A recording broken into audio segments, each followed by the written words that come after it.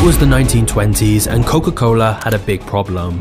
People mostly thought of their product as a refreshing drink in summer, but sales normally dropped substantially in the winter when it got colder. And this makes sense. Who gets in from the snow, feeling freezing cold, and immediately thinks, I want a cold glass of Coke? So Coca-Cola desperately needed a way to improve sales in winter, but just running more ads wasn't going to be enough to change people's perceptions of the product. They needed something that would create a deeper, long-lasting connection in consumers' minds between Coke and winter. And what's most people's favorite part about winter? Christmas. In fact, for many, it's the happiest time of the whole year, a time of togetherness and joy and everything that Coca-Cola has always tried to associate itself with. Because the truth is, ever since Coke first began in the late 1800s, their success has always been built on one simple thing. They do not sell you on their product or its taste. Instead, they try to associate the feeling of happiness with drinking a Coke. So connecting Coke to Christmas would be the holy grail. So Coke thought, what if we could embed ourselves into this holiday? And what better way than the beloved figure of Santa, the personification of Christmas itself? Now, in present day, this may seem an obvious strategy, but remember, there's nothing inherently about Coke's product that connects to Christmas in any way. It's ultimately just an unhealthy fizzy drink, and there are many other similar products. And yet, if you asked pretty much anyone what brand they most associate with Christmas, the majority of people would probably say Coca-Cola. So how did Coke pull this off? Well, although Coke tested a few different Christmas ads in the 1920s, the big breakthrough for them came in 1931 when Coca-Cola commissioned an illustrator named Haddon Sundblom to create a wholesome version of Santa Claus holding a bottle of Coke. Now, you may have heard that Coca-Cola designed the modern Santa Claus as we know him today, or that Coke is responsible for changing Santa's suit color to red and white to fit their branding. But neither of these things are true. The image of Santa as we know it today, the jolly fat guy with a red and white suit, white beard, and rosy cheeks, existed long before Coca-Cola's inclusion of him in their ads. In fact, Coke's illustrator who made the iconic Coca-Cola Santa ad was heavily influenced by the classic 1823 poem A Visit from St. Nicholas, or as it's more commonly known, 'Twas the Night Before Christmas, which describes the cheerful Santa we know today. And many others before Coca-Cola, such as political cartoonist Thomas Nast, had already helped popularize the jolly Santa that we're now familiar with. This was an illustration from 1881, before Coca-Cola even existed, or here's a cover from Puck magazine in December 1905, showing the modern red-suited Santa. However, whilst Coca-Cola did not invent this image of how Santa looks, they can definitely be credited with popularizing it and cementing this version of Santa as the Santa we all know today. You see, there used to be many different versions of Santa. Different colors, like Santa in a green or tan suit, or even sometimes Santa as an elf, or a scary Claus who punished children who misbehaved. So unlike today, where we all pretty much have the same image in mind of what Santa looks like, back then there were many different variations. And that's because no single person or company created Santa. It was an evolution. In fact, the earliest concept comes from the folklore traditions of St. Nicholas, all the way back in the 4th century, who was famous for giving gifts to the poor. But then over the years, elements from characters in different countries, like the English figure of Father Christmas and the Dutch figure of Sinterklaas, all kind of merged together into this figure we call Santa Claus. But that's where Coca-Cola comes in. Coke's marketing team realized that there was a very fortunate coincidence, that one of the most popular versions of Santa wore red and white, the same colors as Coca-Cola. So of course, this is the version Coke always used in their advertising. And unsurprisingly, they also made sure Santa in their ads was always very cheerful, unlike some of the slightly meaner Santas that were drawn before Coke came along. And Coke's relentless ads every year meant that they massively helped popularize this specific version of Santa, as Coke's constant plastering of this imagery in magazines, billboards, and shop displays gave people more exposure to this version and reinforced it as the typical Santa. So basically, Santas that looked very similar to this were already popular before Coke's ads began. And it's believed the red and white colours may have come from the red and white bishop robes of St. Nicholas. But Coke's extensive advertising did play a big role in proliferating this specific version all over the world and helped solidify it as the main one. And when you think about it, this makes sense. Coke creating some completely new version of Santa in totally different colours wouldn't have been anywhere near as effective as capitalising on the existing Santa character who was already popular and simply trying to attach their product to him, as the whole idea was to hijack something people already knew and loved. It began in 1931 with a campaign called My Hat's Off to the Pause That Refreshes. The tagline was, "Old Santa, busiest man in the world, takes time out for the pause that refreshes with ice-cold Coca-Cola." The idea behind it was that we all need to take a pause from the stress and busyness of everyday life and enjoy a moment of refreshment by having a Coke, even if you're Santa delivering all those presents. The ad ran in many popular magazines such as the Saturday Evening Post. But that was just the start.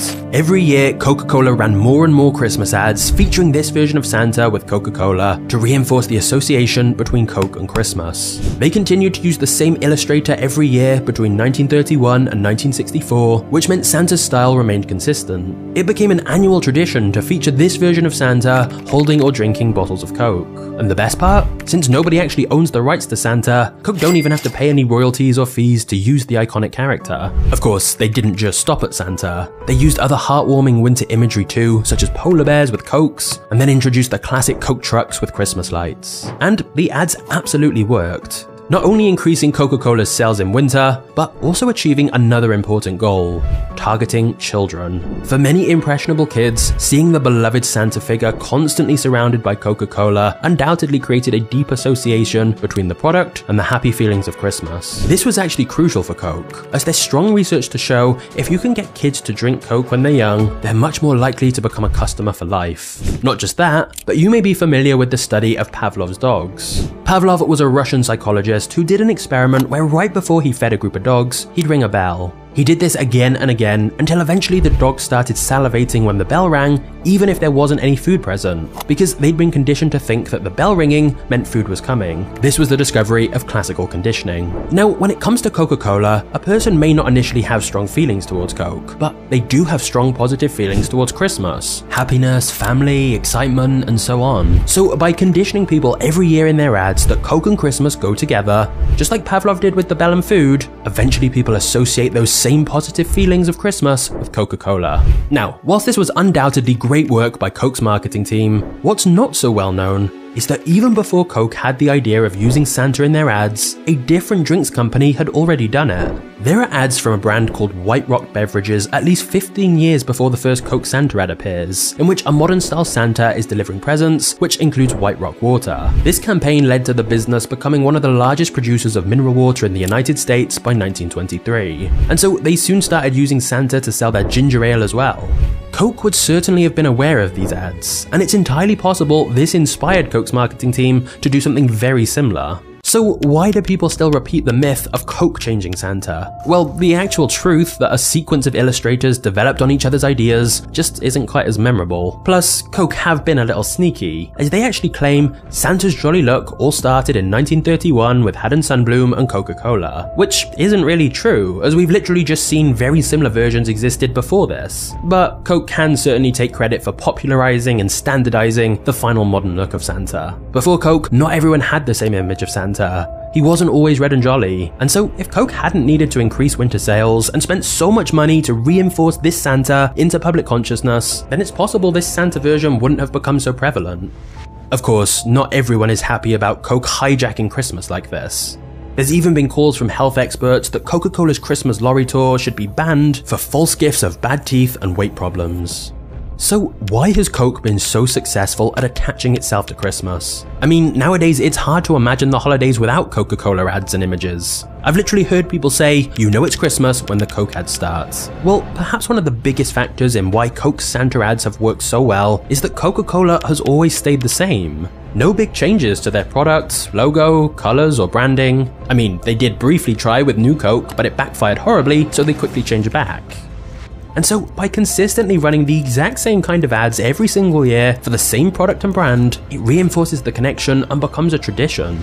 In recent years, we've seen a huge rise of other brands running big Christmas ads that try to be more emotion-driven, like supermarkets pouring millions into ads that don't really focus on their products, but instead tell a story to try and associate their brand with Christmas. But despite this, nobody comes close to Coke. Coke have been running their Christmas ads for nearly 100 years now. The association is deeply embedded. And for Coca-Cola, it's extra easy, because they can repeat pretty much the same campaign every year. So whereas most companies have to come up with something new every year, people expect to see Santa with a Coke and the Coke trucks. In fact, some people get mad at Coke if they don't do the same thing.